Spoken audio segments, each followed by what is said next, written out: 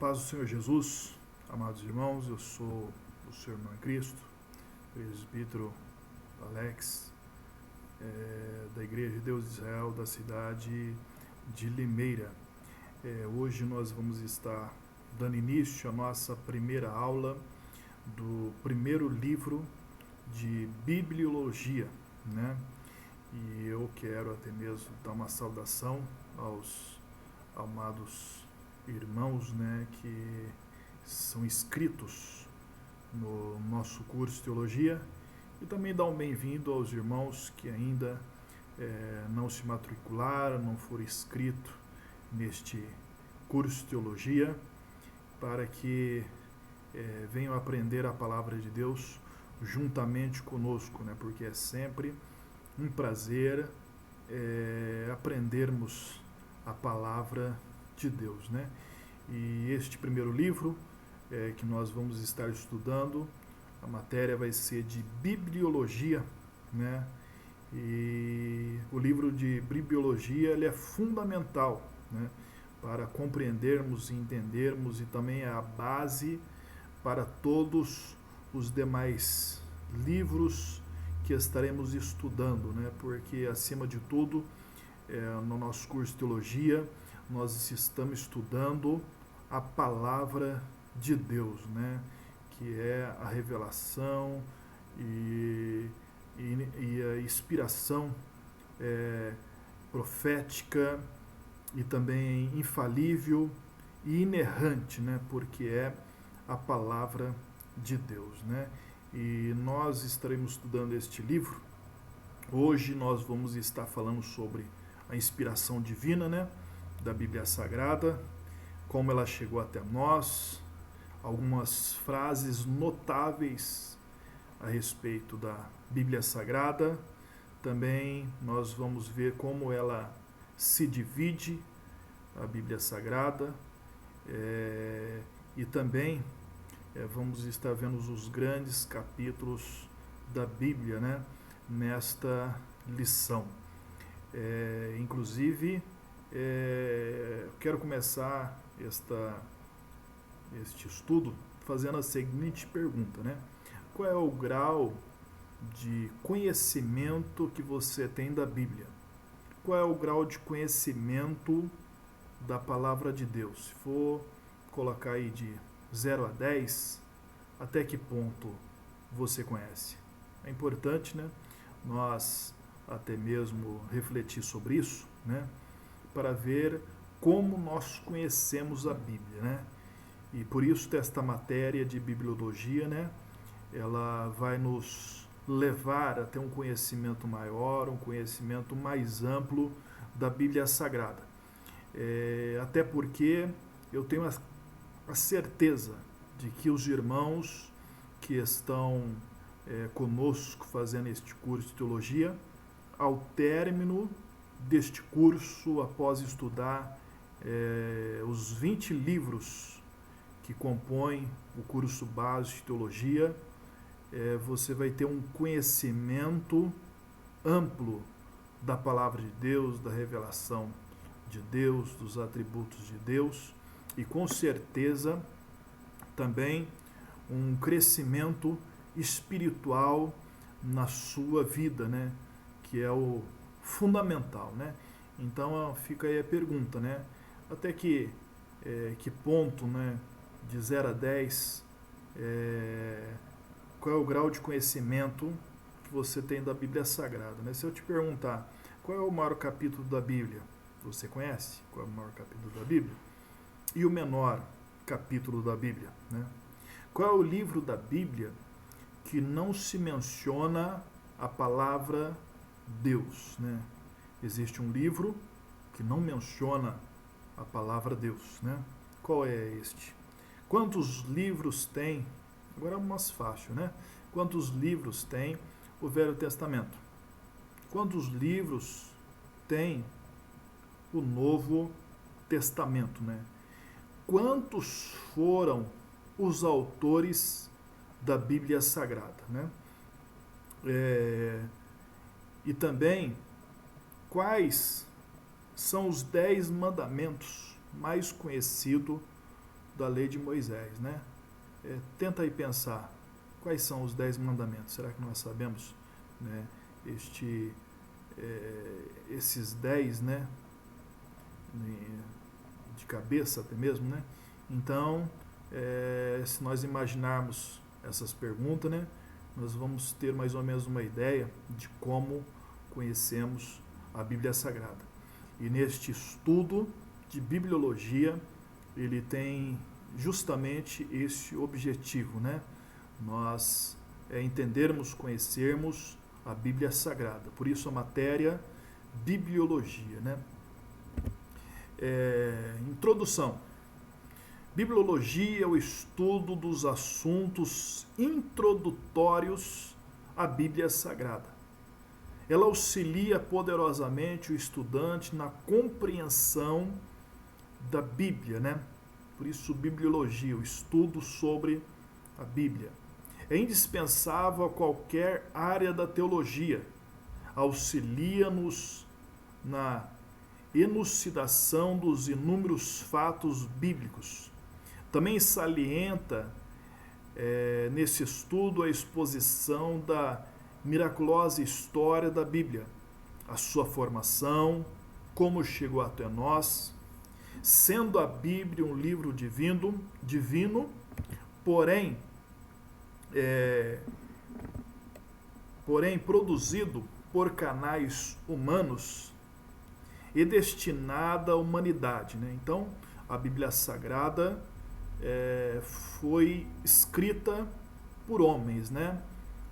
Deus utilizou canais humanos, porém, foi Deus que inspirou, que usou esses homens para que pudesse escrevê-la, né? Então, ela também se destina à humanidade, né? A palavra de Deus, ela é Deus falando com o homem, Deus falando através do homem, Deus falando a favor do homem, mas sempre é Deus falando. É natural que ela faça referência a tudo que é humanidade, ou melhor, tudo que é humano e terreno, como países, povos, raças, línguas, usos, costumes, culturas, montanhas, rios, desertos, mares, climas, solo, estradas, plantas, produtos minérios, animais, comércio e também as mazelas da natureza humana. Tudo isso nós encontramos dentro da Bíblia, né? Por quê? Porque é um livro que é Deus falando para o homem através do homem, e sendo um livro para a humanidade, revela a natureza humana, o caráter humano, a pecaminosidade humana. Na verdade, a Bíblia Sagrada, ela mostra a necessidade humana, mas também mas também ela mostra a esperança de redenção humana, e essa esperança é o Senhor Jesus, né? Nessa matéria estudaremos resumidamente sobre sua estrutura, sobre o cânon, sua inspiração, sua revelação, sua preservação e também a tradução, né? O vocábulo Bíblia não se acha no texto das Escrituras, né? Então quer dizer que se você procurar em toda a Bíblia, você não vai encontrar a palavra Bíblia, né? Bíblia só consta apenas na capa, mas não no texto do volume. Então, de onde nos vem este vocábulo? Este vocábulo vem do grego, a língua original do Novo Testamento, né? E é derivada do nome que os gregos davam à folha de papiros preparada para escrita, né? Por isso, biblos, um rolo de tamanho pequeno, era chamado biblion, e vários destes era a Bíblia, né? Então, antigamente não tinha o papel para escrita como nós temos hoje, né? Conforme vai passando o tempo, a tecnologia, a evolução, inclusive nos dias de hoje, logo logo também não vai haver mais papel, né? Hoje em dia tem bastante coisas, documentos, arquivos, que são tudo digitais, né? Inclusive os irmãos estão estudando conosco, né? Assistindo esta videoaula, e tudo aquilo que os irmãos estão vendo, lendo, né? É tudo um arquivo digital, através do computador, né? Alguns conseguem também assistir do celular, mas antigamente não tinha o papel como nós temos hoje, né? Antigamente havia o papyrus, nós vamos falar mais na frente, que o papyrus era tirado de uma planta, né? Através de uma folha, que era dado o nome de papyrus, né? E também era escrito também através de pergaminhos, né? Pergaminhos já era pele de animais que se fazia, que se preparava para a escrita, né? Inclusive era muito difícil, né, de adquirir esses materiais, né? E também prepará-los exigia muito trabalho, por isso que era, de certa forma, escasso, né? Mas por isso dá o nome biblos, né? Que vem do papyrus, né? Continuando, portanto, literalmente a palavra Bíblia quer dizer coleção de livros pequenos, né? Com a invenção do papel, desapareceram os rolos e a palavra biblos deu origem a livro, como se vê em biblioteca, né? Biblioteca, bibliologia, né? Tudo está relacionado a livros, né? É consenso geral entre os doutos no assunto que o nome Bíblia foi primeiramente aplicada às Sagradas Escrituras por João Crisóstomo. Então, a palavra Bíblia foi aplicada não a outro livro, né? Primeiramente foi aplicada às Sagradas Escrituras, né? João Crisóstomo foi patriarca de Constantinopla no século IV da nossa era. Devido às escrituras formarem uma unidade perfeita, a palavra Bíblia, sendo um plural, como acabamos de ver, passou a ser singular, significando o livro, né? Então, aqui nos mostra que, embora a palavra Bíblia, referente a várias coleções de livros, né? Ela passou a ser não plural, mas sim singular, significando o livro, isto é, a Bíblia Sagrada é o livro dos livros, é o livro por excelência, é o livro divino. A definição canônica da Bíblia é a revelação de Deus à humanidade, né? Então, a Bíblia Sagrada, ela é uma revelação de Deus para a humanidade, né? Vamos ver aqui agora alguns nomes mais comuns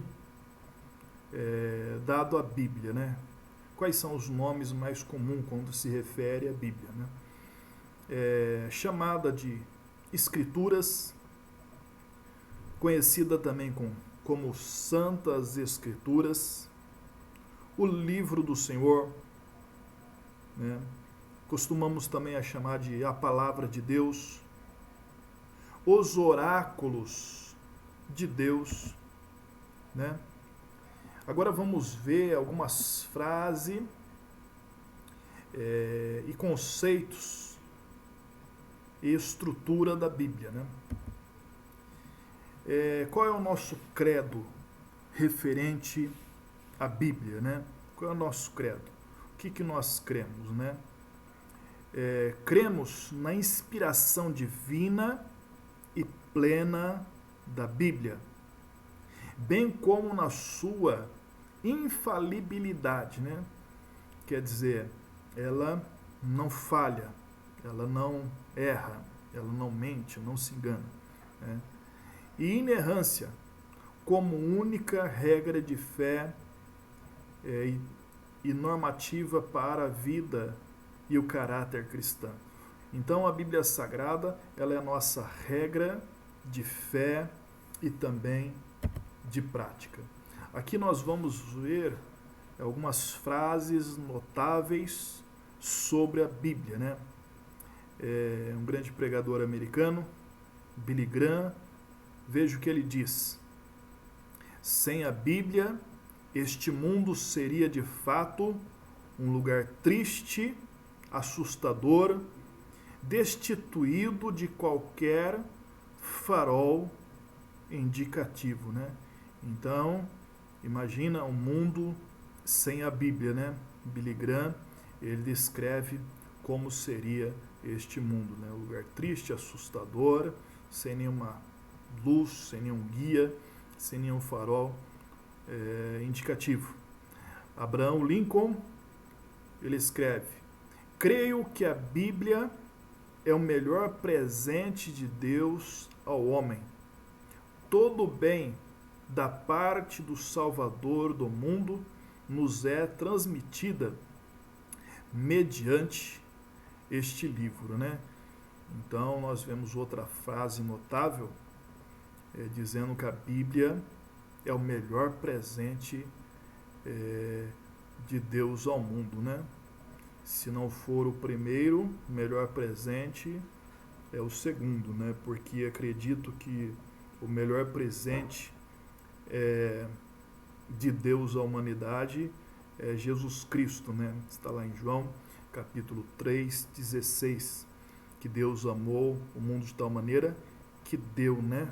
Que presenteou, deu o seu Filho unigênito para que todos aqueles que nele crê não pereça, mas tenha a vida eterna. W.E. Grandstone escreveu: dos grandes homens do mundo, meus contemporâneos, tendo conhecido 95, e desses 87 foram seguidores da Bíblia. A Bíblia assinala-se por uma peculiaridade de origem, uma distância imensurável separa de todos os demais livros, né? Então, por isso que a Bíblia é o livro dos livros, né? Ele tem uma grande distância dos outros demais livros. George Washington: impossível é governar bem o mundo sem Deus e sem a Bíblia. Outro escritor: estude a Bíblia para ser sábio, creia na mesma para ser salvo, siga os seus ditames para ser santo, né? Creia, ou melhor, estude para ser sábio, creia para ser salvo, siga ou obedeça para que seja santo, né? Napoleão Bonaparte: a Bíblia não é simplesmente um livro, né? Senão uma criatura vivente dotada de uma força que vence a quanto se lhe opõe, né? A Rainha Vitória, ela diz: este livro dá a razão da supremacia da Inglaterra. Sr. Isaac Newton, há muitos indícios seguros da autenticidade na Bíblia do que em qualquer história profana, né? Então, a autenticidade da Bíblia, ela é uma coisa magnífica, né? Porque temos tanto a autenticidade interna como a autenticidade externa, né? Temos uma autenticidade interna porque a Bíblia, ela confirma a Bíblia, né? E também temos a ciência, que por sua vez faz várias descobertas e acaba confirmando aquilo que a palavra de Deus já dizia, né? Thomas, ele diz: a Bíblia é a expressão mais verdadeira que em letras do alfabeto saiu da alma do homem, mediante a qual, como através de uma janela divinamente aberta, todos podem fitar a quietude da eternidade e vislumbrar seu lar longínquo, há muito esquecido, né? Também outro escritor diz: a Bíblia é a geografia da alma, né? Podemos observar que a Bíblia, ela fala com o coração, ela fala com a alma do homem, né? John Ruskin escreve: qualquer que seja o mérito de alguma coisa escrita por mim, deve-se tão somente ao fato de que quando eu era menino, minha mãe lia todos os dias para mim um trecho da Bíblia e cada dia fazia-me decorar uma parte dessa leitura, né? Quem dera, né? Se todos os lares prezassem os lares dos cristãos prezassem pelo ensino da palavra de Deus, né?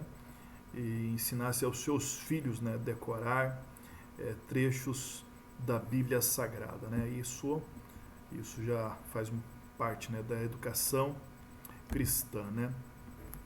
César Canto diz: a Bíblia é o livro de todos os séculos, de todos os povos e de todas as idades, né? Então, a Bíblia Sagrada, ela foi escrita, nós vamos ver que ela foi escrita num período de aproximadamente 1.600 anos, né? Ou 16 séculos, né? Então, atravessando os povos, atravessando culturas, e também é um livro para toda a faixa de idade, seja menino, seja adulto, idoso, né? A palavra de Deus, ela diz, ensina o menino no caminho que deve andar e até quando envelhecer, né? Quando estiver velho, não se desviará dele, né? Lord Tennyson escreve: a leitura da Bíblia já de si mesma é uma educação, né?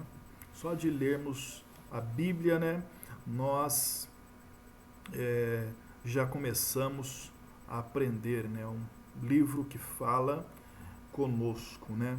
O Espírito Santo, ele fala conosco através da Bíblia, através da palavra de Deus revelada.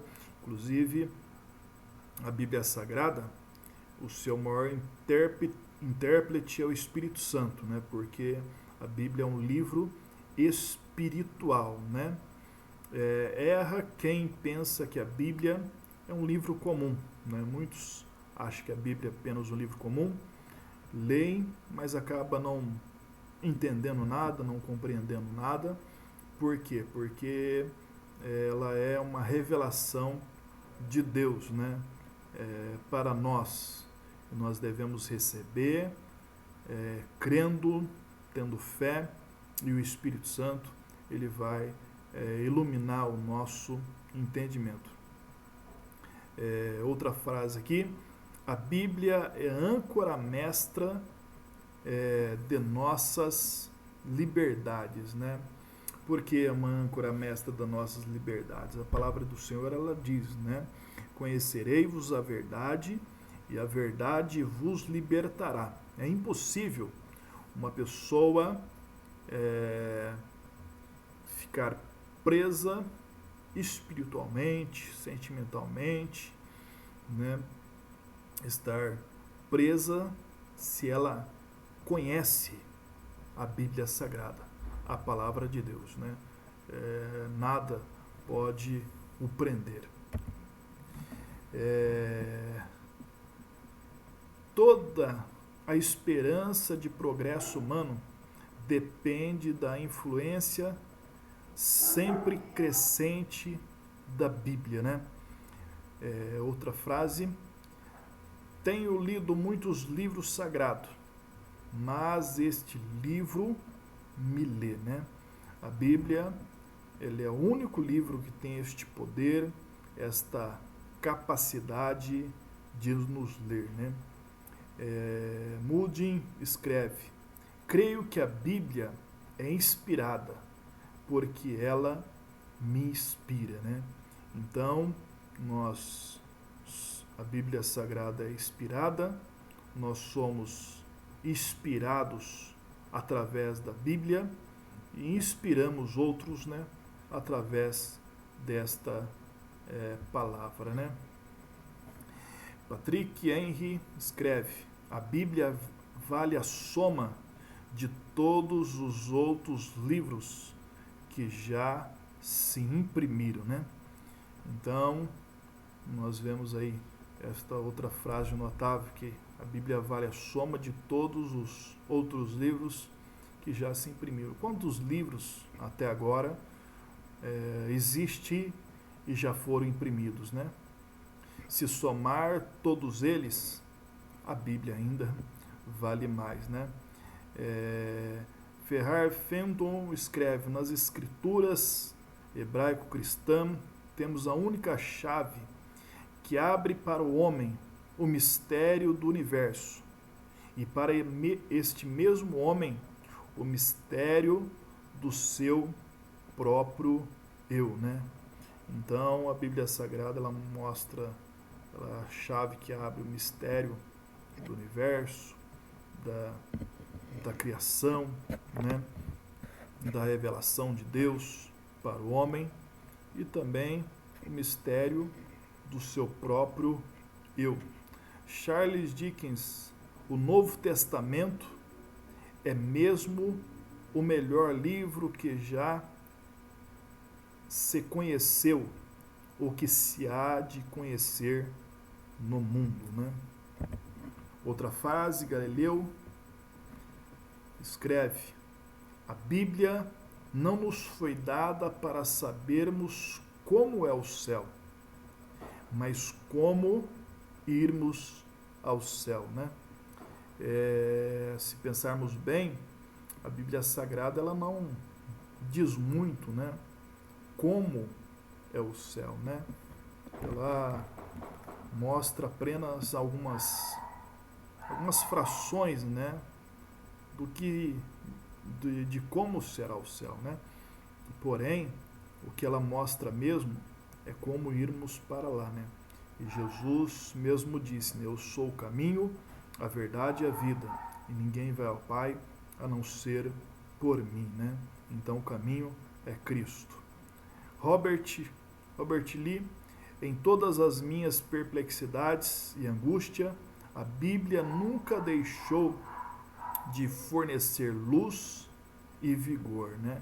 Então, quando estamos angustiados, preocupados, né? Estamos numa situação difícil, em tribulações, o melhor remédio é lermos a Bíblia, a palavra de Deus. Com certeza, Deus, ele vai falar conosco, vai nos fortalecer, vai nos dar graça para continuar, né?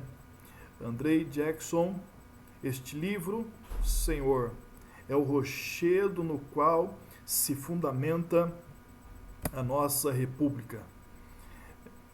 Outra frase notável: é impossível escravizar, né, como eu disse, né, já atrás, é impossível escravizar mental ou socialmente um povo que lê a Bíblia. Os princípios bíblicos são os fundamentos da liberdade humana. Então, a palavra de Deus, ela liberta, né?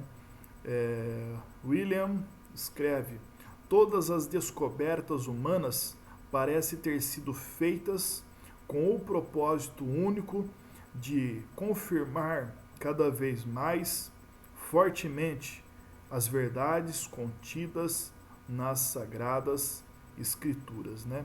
Quanto mais o homem, a humanidade tem descobertas, mais se confirma a palavra de Deus como uma verdade, né? Thomas: a Bíblia revela o coração ímpio do homem e o coração perdoador de Deus, né? A existência da Bíblia como livro para o povo é o maior benefício que a raça humana já experimentou. Todo o esforço por depreciá-la é um crime contra a humanidade, né? Temos mais algumas frases aqui. Will escreve: muitos livros foram publicados para nossa informação. A Bíblia, contudo, nos foi concedida para nossa transformação, né? Então, a palavra de Deus, a Bíblia Sagrada, ela é poderosa para transformar, né? Transformar o homem, a velha criatura, numa nova criatura, né?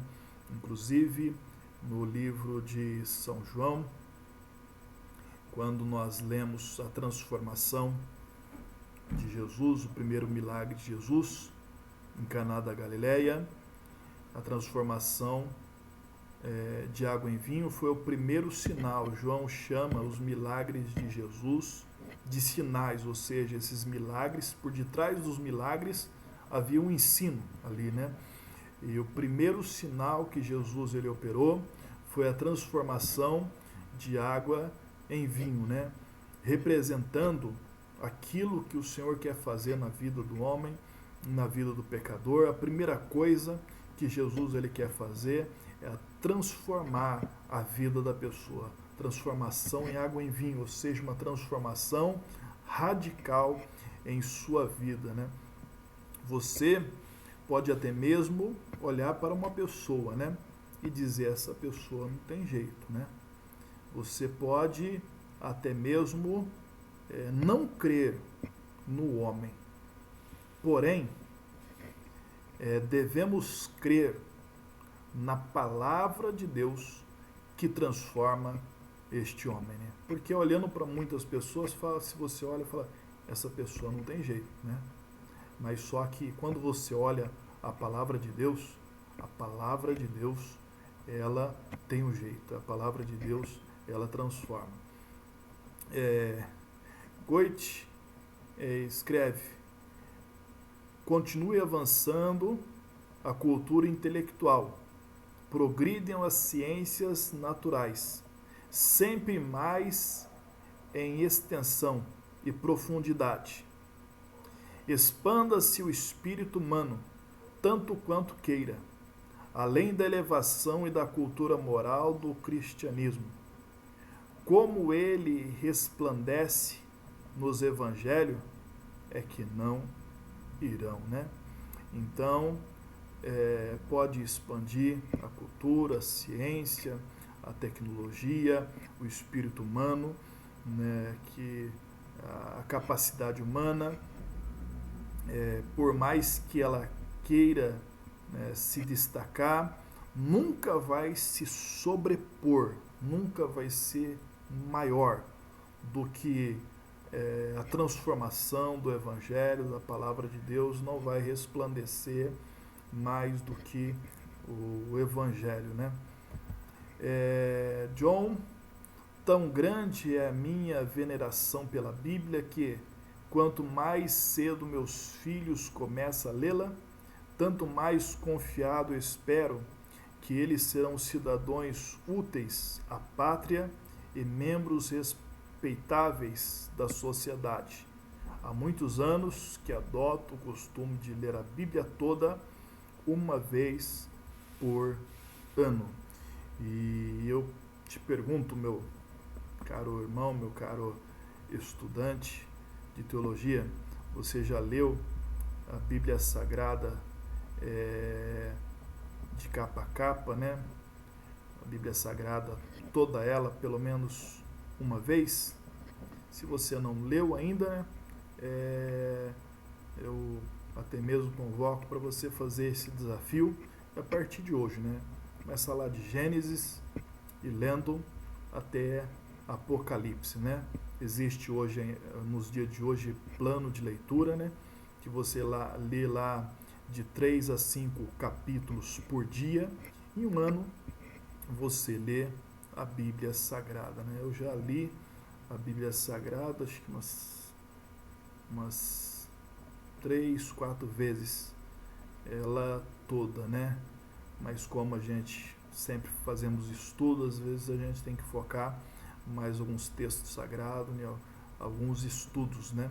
Até porque nós não devemos simplesmente ler, né? Mas devemos meditar na palavra de Deus, né? Dom Pedro II, nós já estamos acabando com as frases, né? Dom Pedro II, ele diz, né? Eu amo a Bíblia, leio-a todos os dias, e quanto mais leio, mais a amo.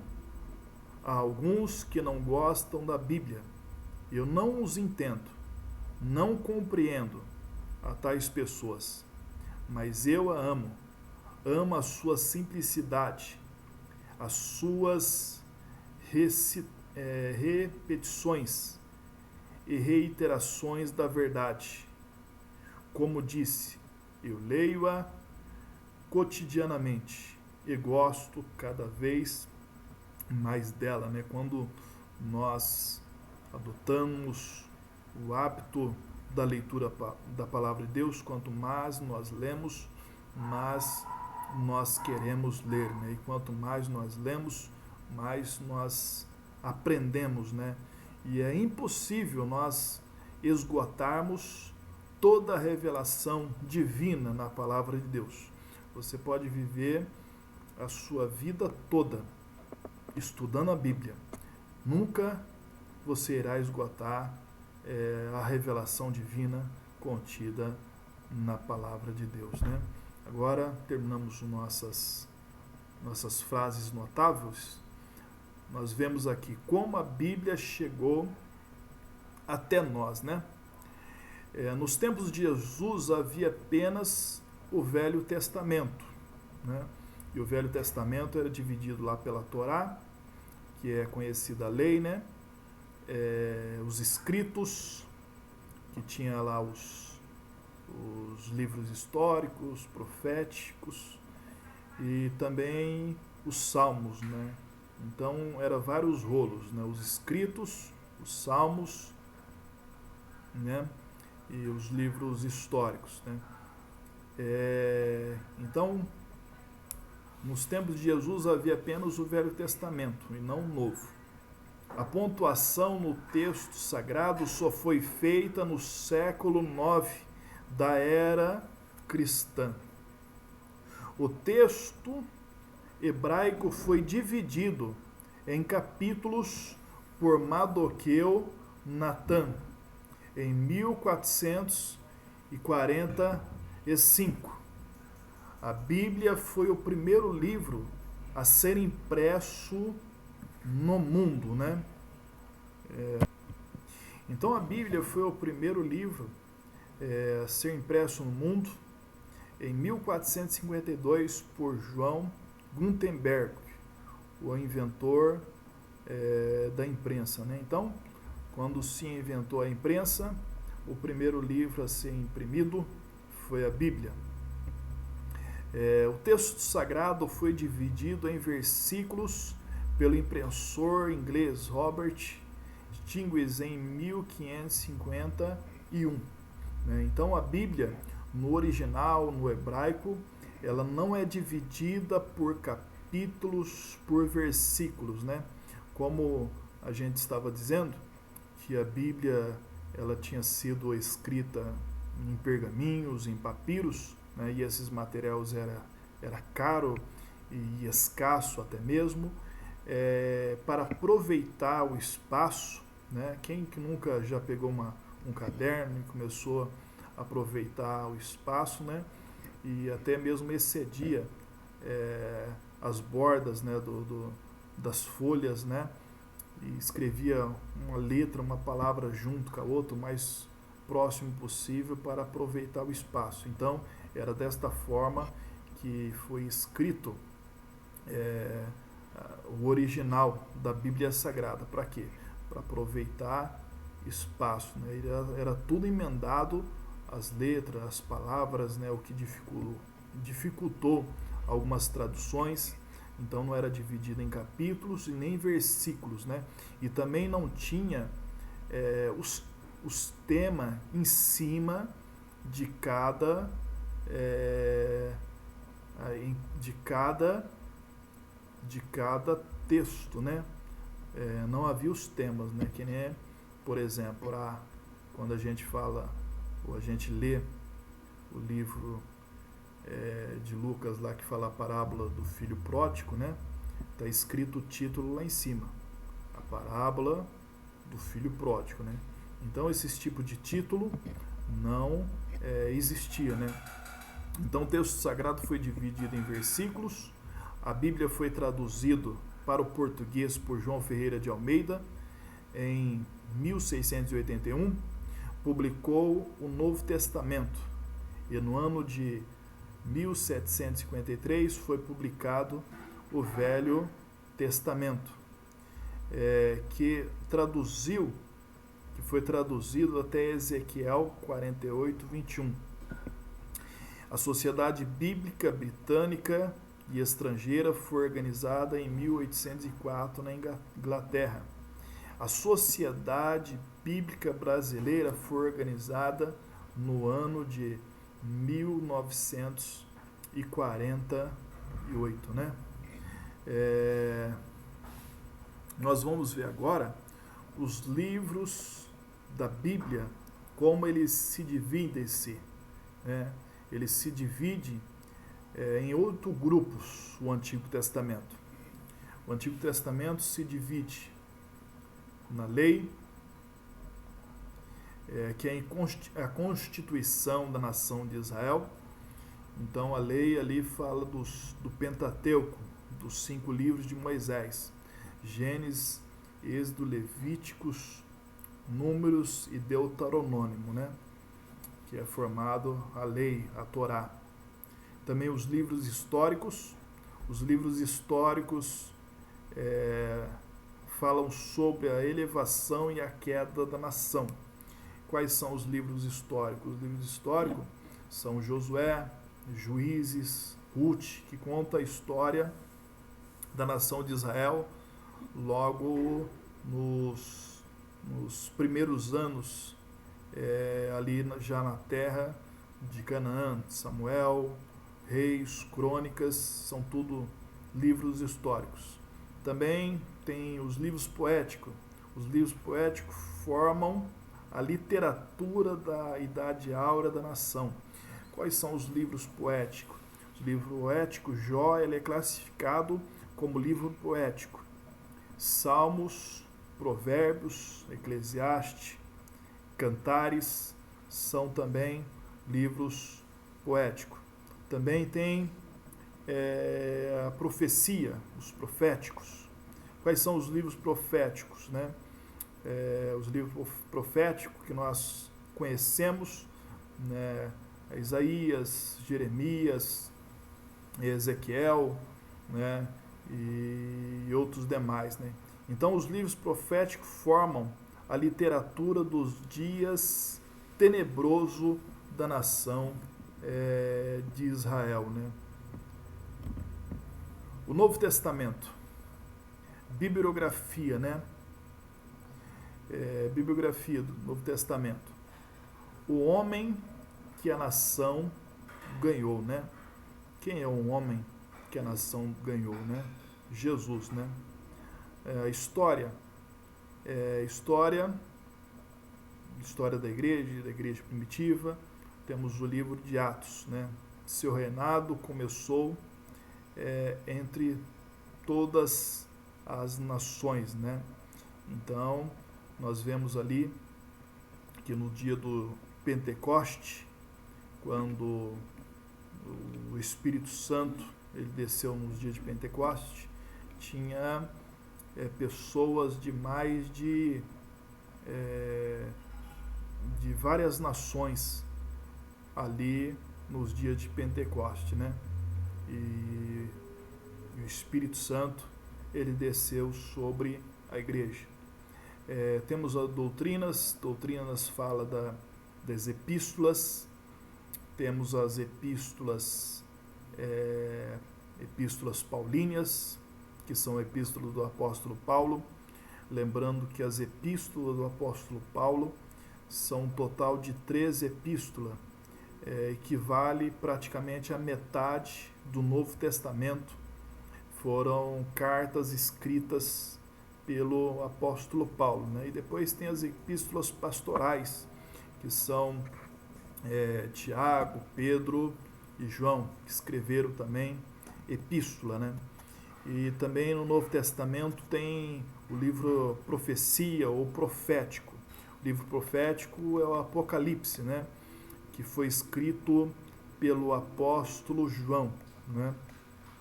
Que é a previsão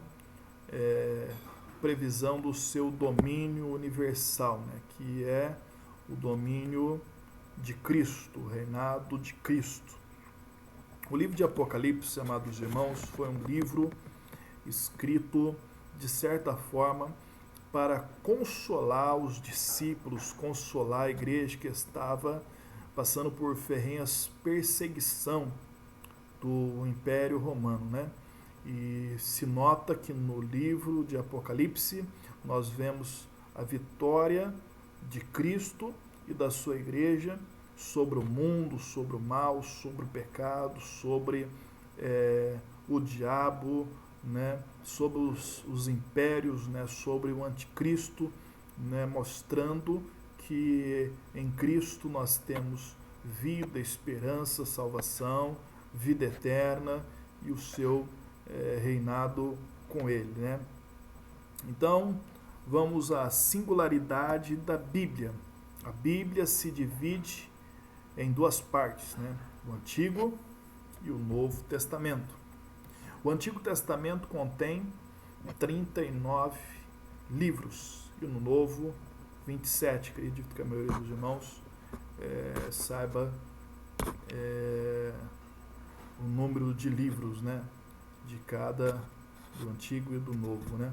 O Antigo Testamento foi escrito antes de Cristo, o Novo depois da sua morte, né?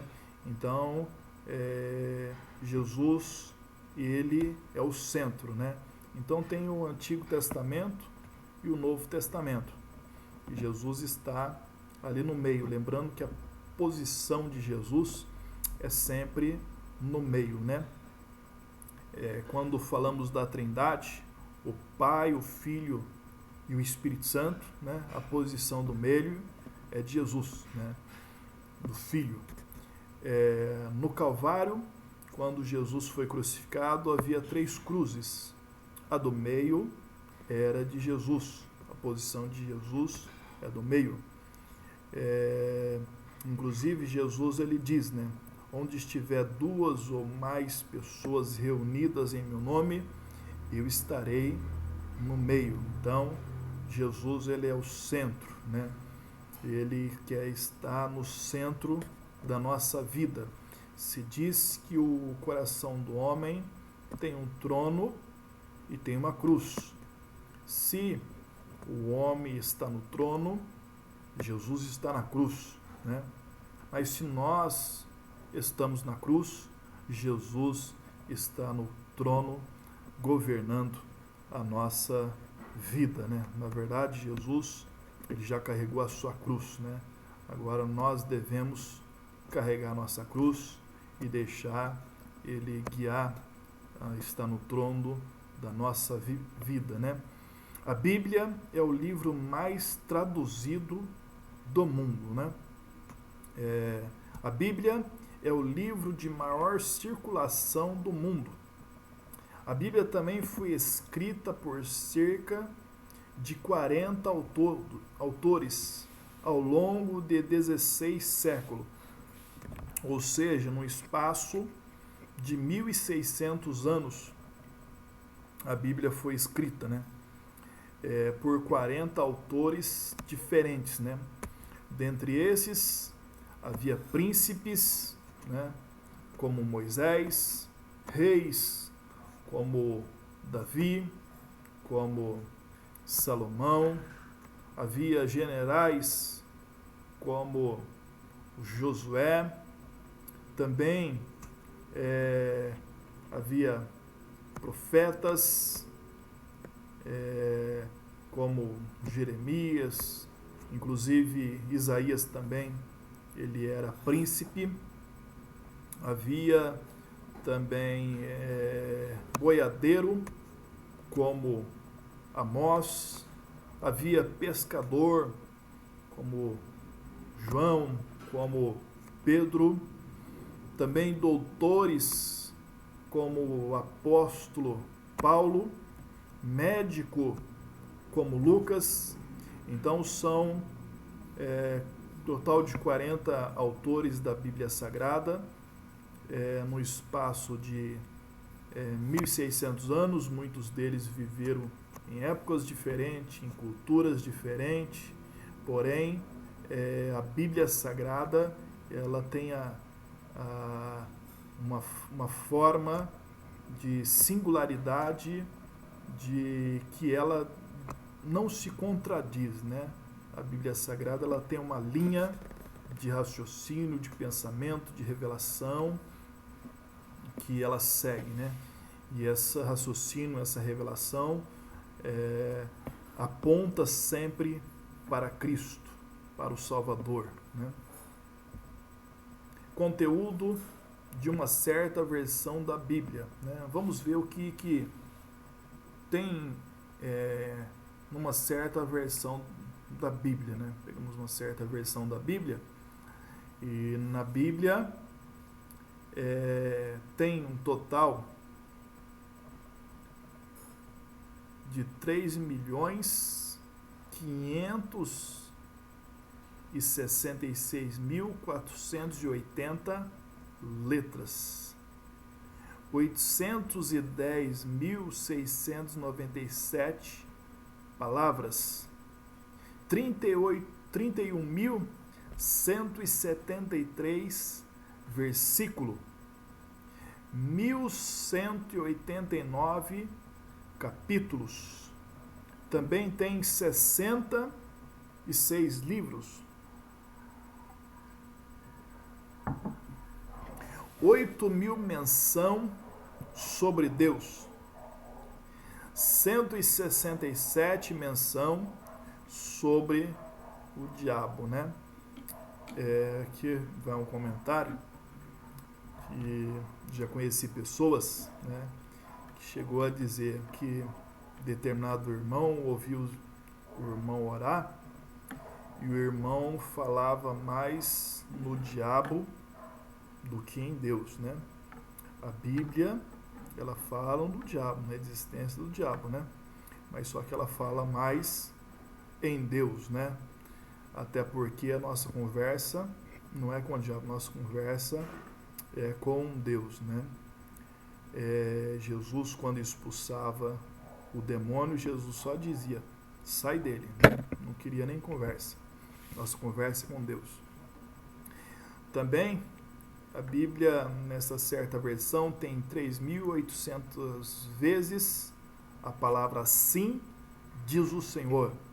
6.855 vezes a palavra Jeová. 6.468 ordens ou mandamentos, né? A gente, inclusive, perguntou qual eram os os 10 mandamentos de Moisés mais conhecido, né? Que está ali no livro de Êxodo, capítulo 20, sobre a tábua dos 10 mandamentos, né? Mas só que, na verdade, nós vemos aqui que a Bíblia tem mais de 6.468 ordens e mandamentos, né? Então, nós devemos ficar atento àquilo que o Senhor Ele nos tem mandado, né? Até porque a Bíblia Sagrada diz que aquele que sabe fazer o bem e não faz, acaba pecando, né? Então, já vemos que já é um mandamento, né? Existe 370 classes de pecados. 365 vezes a palavra não temas, né? Então, podemos até mesmo dizer que o ano ele tem 365 dias, né? Era como se cada dia Deus dissesse para mim, para você, não temas. E nesta oportunidade, eu quero dizer para você, na sua vida, profetizar na sua vida, independente o que você esteja passando, enfrentando, a luta, a tribulação, a angústia, a perca, eu quero dizer para você, em nome de Jesus, não temas, porque Ele está contigo, né? Também 390 vezes a palavra porta e cerca de 7 ou 8 vezes a palavra chave, né? Então podemos ver que existe mais porta do que chave, né?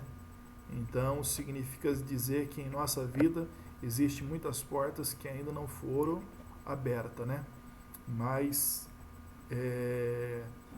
graças a Deus, lá no livro de Apocalipse está escrito, né, que Jesus é aquele que tem a chave de Davi, que abre e ninguém fecha, e fecha e ninguém abre.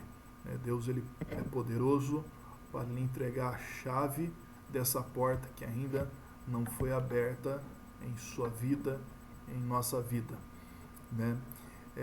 1845 referência sobre a vinda de Jesus, sendo 1527 no Velho Testamento e 318 no Novo Testamento, né? Quem escreveu a Bíblia, né? Nós estávamos falando já um pouco aqui. Príncipes como Moisés, soldado como Josué, reis como Davi e Salomão, fazendeiro como Amós, copeiro como Neemias, médico como Lucas, pescador como Pedro e João. Agora, condições e as circunstâncias, né? Ou seja, em que condições, em que circunstância foram escrito a Bíblia Sagrada. Moisés, ele não escreveu lá no palácio do Egito, né? Moisés escreveu no deserto, né? Jeremias escreveu nas trevas e na masmorra, né? Jeremias foi um profeta perseguido. Davi escreveu nas verdes colinas do campo.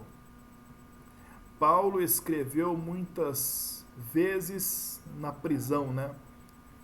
Quando ele estava preso em Roma, ele escreveu algumas epístolas, que é conhecido como epístolas de prisão, né? Principalmente ali o Timóteo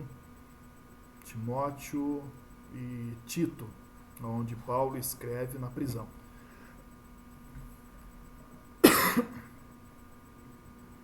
João escreveu no exílio, né? O livro de Apocalipse, João ele escreve no exílio, né? Ou seja, na ilha de Patmos, onde ele tem a revelação do Apocalipse. Salomão escreveu na calma do palácio, né? Inclusive Salomão, ele edificou o templo que Davi ele queria edificar, porém o Senhor disse para Davi: Davi, tu me edificarás casa para mim, porque na sua mão tem muito sangue, você matou muita gente, mas eu darei paz ao seu filho que virá depois de ti, e ele me edificará uma casa, né? Então, Salomão, ele escreve também na calma do palácio, porque Deus ele deu paz para Salomão, né? Josué escreveu durante a alegria e o calor das conquistas, né? A Bíblia é revelação de Deus à humanidade.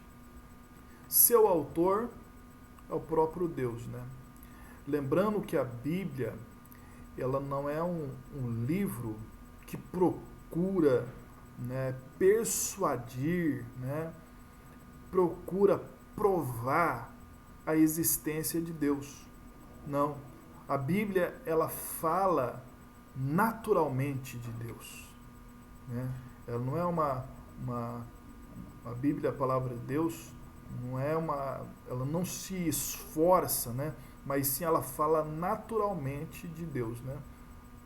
Inclusive, no livro de Gênesis, ele começa no primeiro versículo dizendo: no princípio criou Deus os céus e a terra, né? Fala naturalmente sobre Deus, né? E a pessoa, ela para ter um encontro com Deus, ela tem que simplesmente crer, simplesmente ter fé, né? Tem pessoas que querem que prove a existência de Deus, né? E na verdade, não é que ela não consegue, essa pessoa não consegue a prova, né? Mas ela não consegue ver, não consegue aceitar, ela não consegue enxergar, né? A sua mente está cauterizada, né? A Bíblia Sagrada diz que o Deus desse século cegou o entendimento dos incrédulos para que não veja a glória de Deus, né? Porque Deus se revela através da criação, através do dia que amanhece, através do fôlego de vida, né? Na perfeição da criação humana. Deus ele se revela de várias formas, através da sua palavra, através de Cristo, né? Porém, devemos apenas, a pessoa que quer ter um encontro com o Senhor deve apenas crer, né? Crer de todo o seu coração, né? Porque diz a Bíblia Sagrada que Deus ele é galardoador daquele que o busca, né? Que todo aquele que se aproxima de Deus creia que ele existe e que é galardoador daquele que o busca. Está lá em Hebreus no capítulo 11. Seu real intérprete da Bíblia é o Espírito Santo. Seu assunto central é o Senhor Jesus Cristo, né? O assunto central da Bíblia Sagrada, né? A Bíblia Sagrada ela começa lá em Gênesis, apenas um pontinho da revelação de Deus, né? Onde em Gênesis 3,15 fala que após o pecado, o Senhor sentencia o homem, a mulher, a serpente, e ele diz, né, que da semente da mulher nascerá um que esmagará a cabeça da serpente, e essa lhe ferirá o calcanhar, né? Então ali começa uma luz, um foco de luz sobre a revelação de Jesus, que ao passar o tempo, a passar a história, essa luz ela vai se expandindo, vai se abrindo, até chegar à revelação plena de Jesus Cristo no Novo Testamento. A Bíblia é Deus falando ao homem, a Bíblia é Deus falando através do homem, a Bíblia é Deus falando como homem, a Bíblia é Deus falando a favor do homem, mas é sempre Deus falando, né? Os grandes capítulos da Bíblia, né? Tem alguns capítulos da Bíblia que nos nos merece uma grande atenção, né? Nós temos o capítulo do amor. Qual é o capítulo do amor na Bíblia? O capítulo do amor é 1 Coríntios, no capítulo 13, que aquele capítulo fala do amor, né? Ainda que eu falasse a língua dos homens e dos anjos e não tivesse amor, nada seria, né? Então ali fala sobre a supremacia do amor, que o amor está acima de sacrifício, acima de dons, né? Então nós vemos que Deus, ele é amor, né? E, inclusive, João ele chega a dizer que aquele que não ama o seu irmão não conhece, nunca viu e nem conhece a Deus, né? Por quê? Porque Deus é amor, a essência de Deus é amor, né? Às vezes existe pessoas que diz que ama, mas só que não ama, né? Não é um amor, não é um amor verdadeiro, né? Não é um amor verdadeiro, né? Porque existe uma linha entre o amor e o ódio tão imperceptível, né? Às vezes a pessoa pensa que ama e no fundo, na verdade, não ama, né? O capítulo das coisas perdidas, né?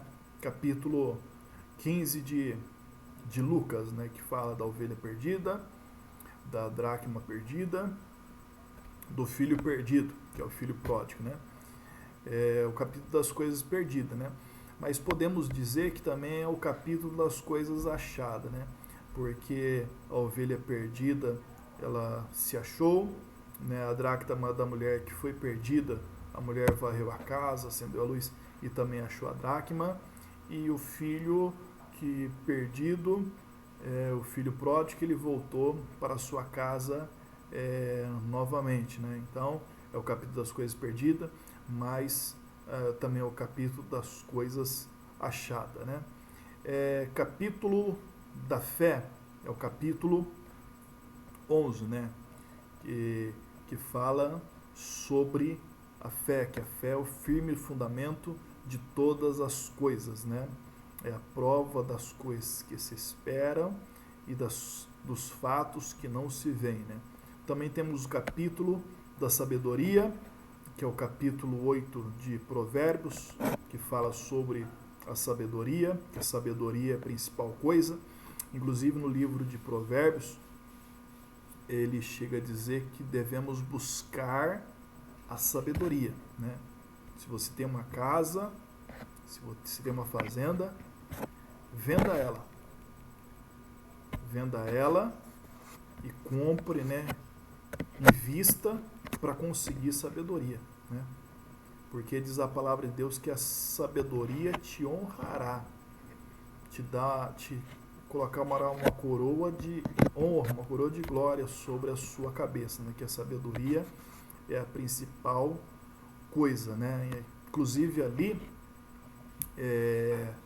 essa sabedoria é uma personificação também sobre a pessoa de Cristo, né? Que é a sabedoria de Deus, né? E nós, inclusive, estamos estudando, eu tenho plena certeza que esses irmãos estão estudando este curso de teologia, né? Até muitas das vezes investindo, né? Comprando os livros. Acredito que alguns irmãos fazendo um certo esforço para fazer o curso, para comprar os livros, mas eu quero dizer para os irmãos, né?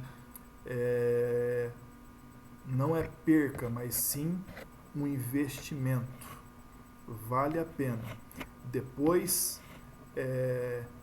de até mesmo fazermos este curso, aprendermos, como eu sempre digo, conhecimento não tem preço. Não existe preço. Não existe preço para o conhecimento. Então, é o que diz este capítulo da sabedoria. né? Provérbios capítulo 8. Os irmãos que puderem, leiam este capítulo, né? Capítulo da confissão, né? Salmos 51, né? Que fala sobre a confissão de Davi, do seu pecado, do seu adultério com Betseba, né? E Davi ali, ele confessa o seu pecado e pede perdão a Deus pelo o seu pecado, né? Ele diz, né? Põe em mim um coração puro e renova em mim um espírito reto, não me lance fora da sua presença, né? Então é o capítulo da confissão. O capítulo da ressurreição, em Coríntios capítulo 15, que fala da ressurreição, né?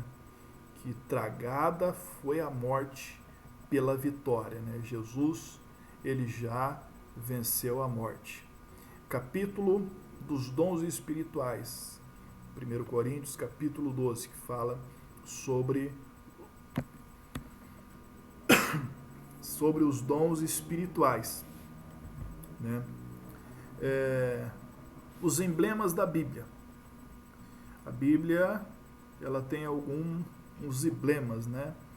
Que remete a ela, que faz referência a ela. Quais são os emblemas da Bíblia, né? A Bíblia, ela é comparada à espada que vence, né? Efésios capítulo 6, versículo 17, ela diz que devemos tomar a espada do Espírito, que é a palavra de Deus. Então, a Bíblia Sagrada, ela é a espada do Espírito, né? E sabemos que a espada, ela tanto é uma arma de defesa como arma de ataque, né? Ela é uma arma de defesa, mas ela é muito mais uma arma de ataque, né? Então, a Bíblia Sagrada, nós podemos vencer, né? Vencer o mal, vencer o pecado, vencer o mundo através da palavra de Deus, né? Às vezes tem pessoas que não atacam, só defendem, né? E quando nós só defendemos, nós temos, né, acabamos, né, recuando para trás, porque só estamos defendendo, né? Mas quando nós atacamos, nós seguimos para frente, né? Então, a palavra de Deus é a espada que ataca, que vence, né? Hebreus capítulo 4, versículo 12, também fala que a palavra de Deus, ela é viva e eficaz, é como espada aguda de 2 gumes, né? A Bíblia Sagrada é uma palavra de 2 gumes, né? Alguns costumam dizer que ela corta para lá, corta para cá, né?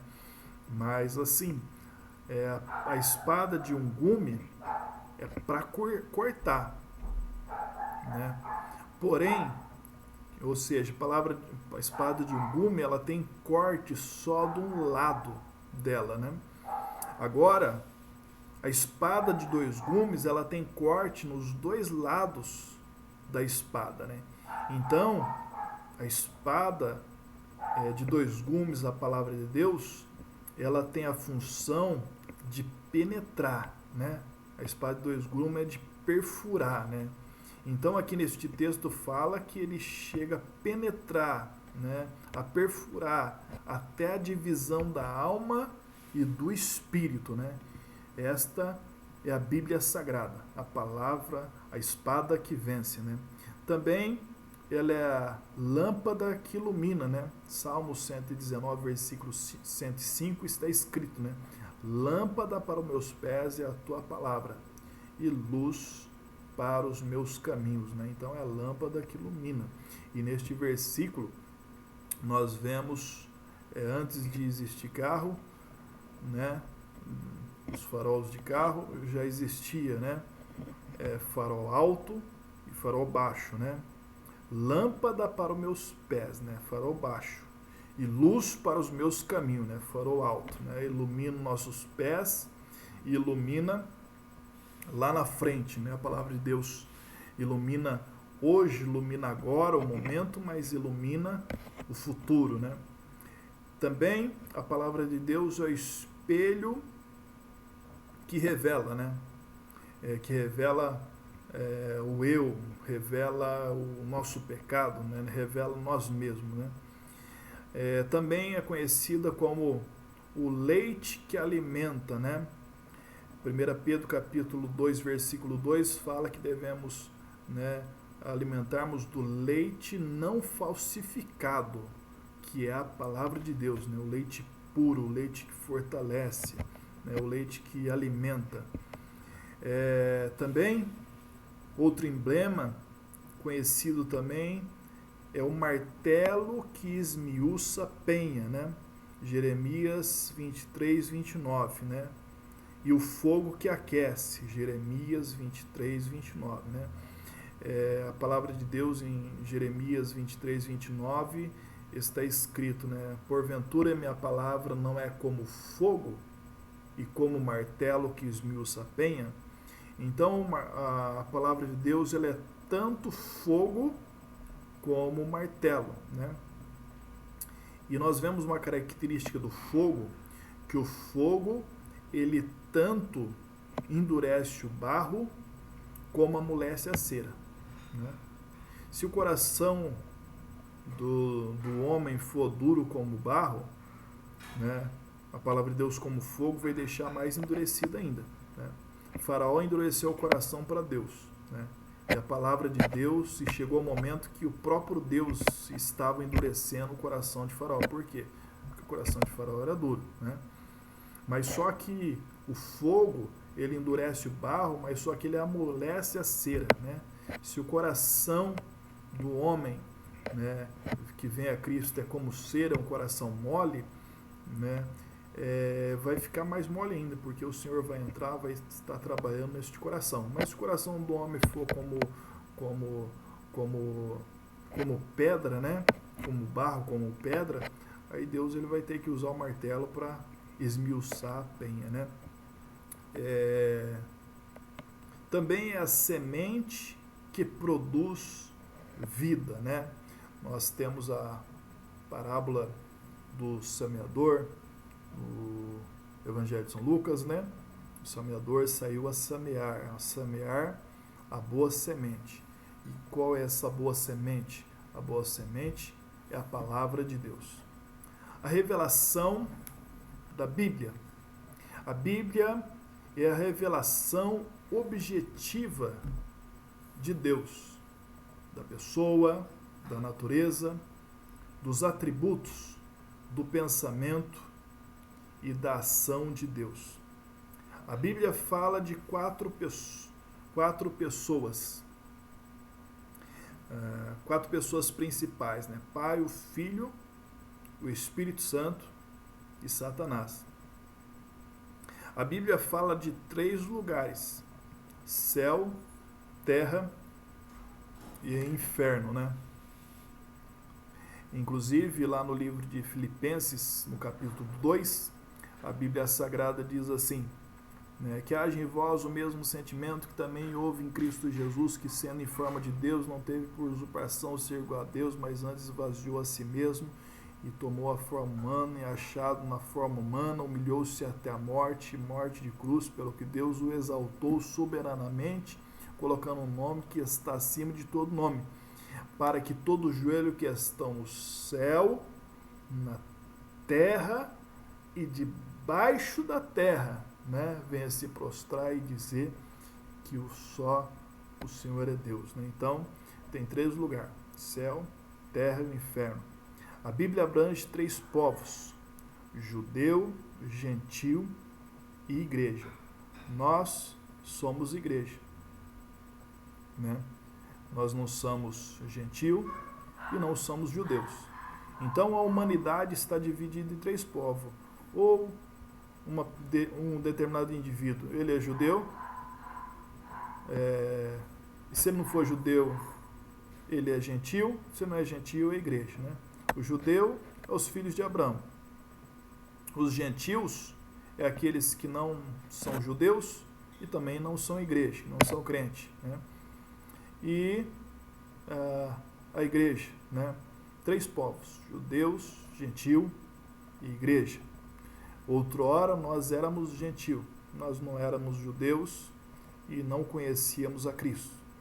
Quando nós aceitamos a Cristo, nós passamos a ser igreja do Senhor. A Bíblia fala de dois destinos, salvação e perdição, né? Existe somente dois caminhos, diz a palavra, né?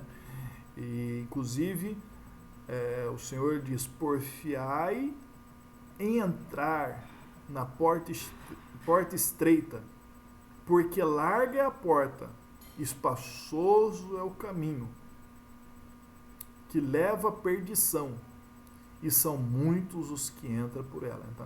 Então a porta é difícil, é estreita, né?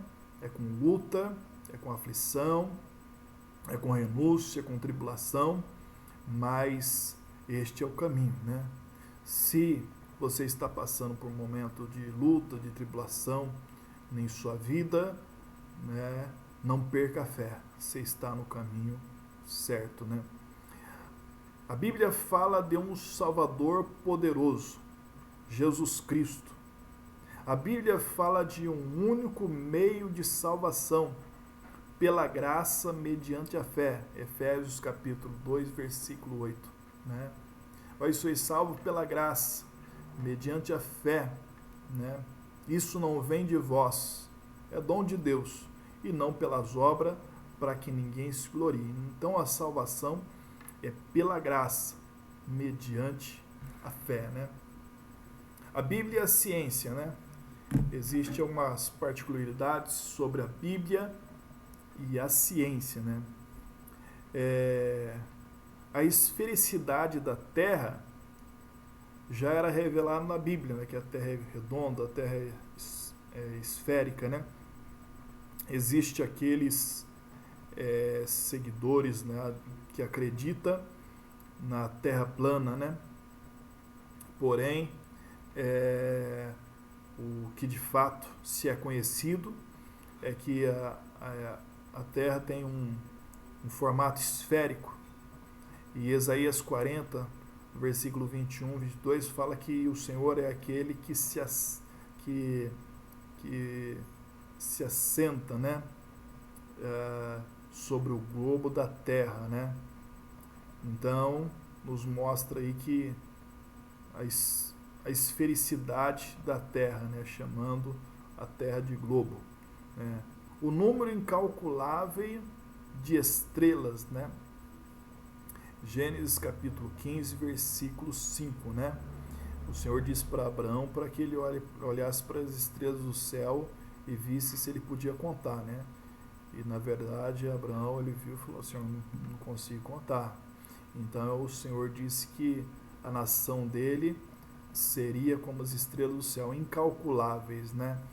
Então o número de estrelas no céu são incalculável. A temperatura elevada no interior da Terra, né? Devido ao nosso horário, não dá para a gente, né, estar abrindo e lendo cada capítulo, cada versículo, mas os irmãos vai anotando esses capítulos, esses versículos que a gente vamos colocando aqui, e depois os irmãos dão uma estudada para aprimorar o conhecimento dos irmãos, né? Sempre bom a gente fazer anotações, né? Também as montanhas existentes no fundo do mar, né? Jonas, ele diz que ele viu o fundamento das montanhas, né? Ele foi, na verdade, lançado ao mar, engolido por um grande peixe, né? E ele chegou a contemplar os fundamentos das montanhas, né? As montanhas no fundo do mar. O suporte gravitacional da Terra, né? Jó capítulo 26, versículo 7, né? A Terra está apoiada no que, né? Em que a Terra está apoiada, né? No nada. Está apoiada no nada. Um suporte gravitacional da Terra, né? A Terra está apoiada em nada, né? E Deus, ele sustenta toda a gravidade do universo, né? O movimento da rotação da Terra, a expansão vazia no céu do norte, Jó capítulo 26, versículo 7.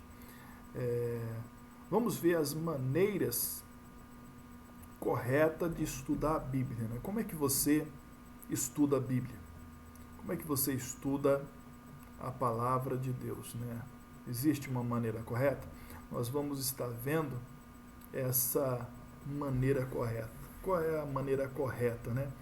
A princípio, irmãos, quando nós lemos a Bíblia Sagrada, os irmãos estão estudando conosco essas lições, comparando, né, tudo aquilo que eu digo e ensino, porque além daquilo que os irmãos têm na revista, eu trago alguns textos a mais para os irmãos, para acrescentar, somar o conhecimento dos irmãos, né? Mas é importante que os irmãos depois medite, anota e compara na Bíblia Sagrada, né? Mas a princípio, quando nós estudamos a Bíblia, nós devemos estar com a mente aberta, né? Não com a mente pré-concebida, né? Mas sim com a mente, estudarmos a Bíblia com a mente aberta e procurarmos entender aquilo que realmente ela quer dizer para nós, né? Porque de repente aquilo que a gente pensamos, imaginando, não é aquilo que a Bíblia está dizendo, né? Então, vamos ver algumas maneiras corretas de estudarmos a Bíblia. Como nós fazemos isso, né? Como nós estudamos, né? Conscientemente, né? Devemos estudar conscientemente, né? Conscientizar daquilo que nós estamos lendo, né? Ou seja, estarmos com a mente aberta. Também espiritualmente, né? Devemos estudar.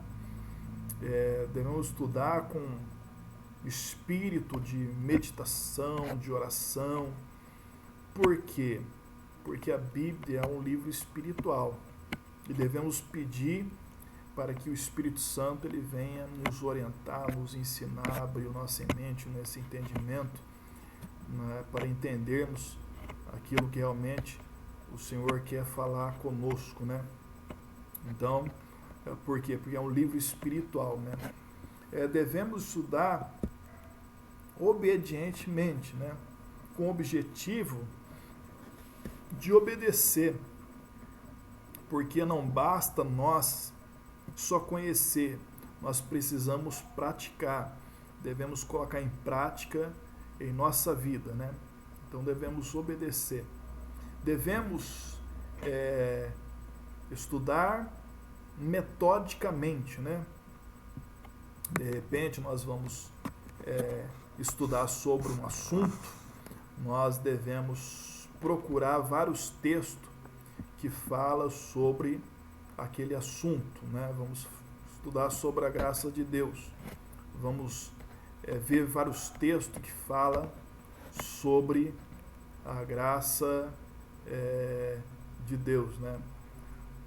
Devemos estudar perseverantemente, né? Ou seja, não podemos desanimar, né? É importante que todos os dias nós venhamos ler, meditar na palavra de Deus, né? Diariamente, né? Com perseverança, né? Sem desanimar, né?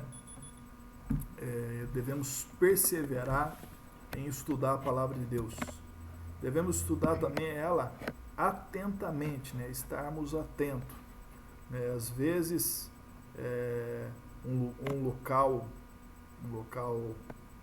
calmo, um local quieto, um local reservado para nós estudarmos a palavra de Deus é o mais adequado, né? Porque às vezes no meio de barulhos isso pode atrapalhar nossa atenção com a palavra de Deus.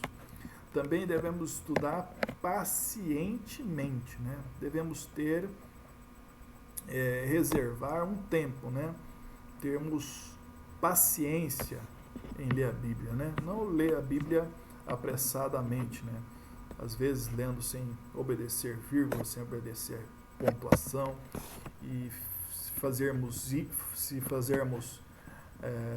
se não obedecermos, né, a gramática, a pontuação, acabamos tendo uma interpretação equivocada daquele texto, né? Amados irmãos, estamos quase já no fim desta aula, né?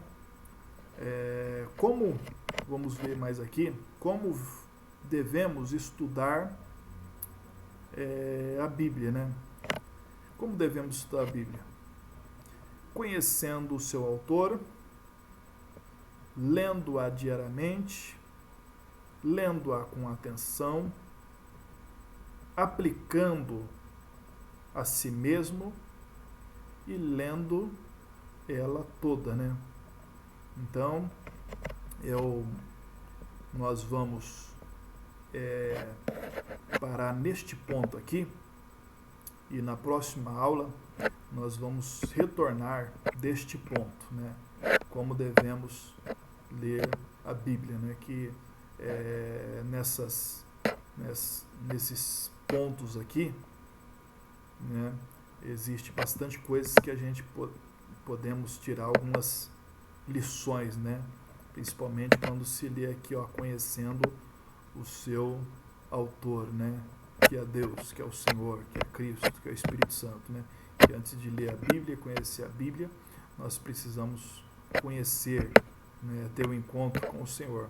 Aí fica tudo mais fácil, né? Mas lendo um livro onde não se conhece o autor, aí fica mais difícil, né?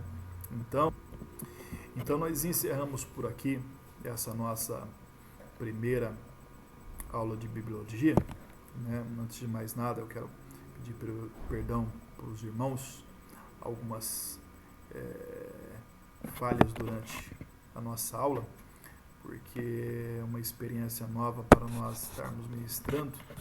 Online, nós temos o costume mais de estarmos ministrando presencial, né?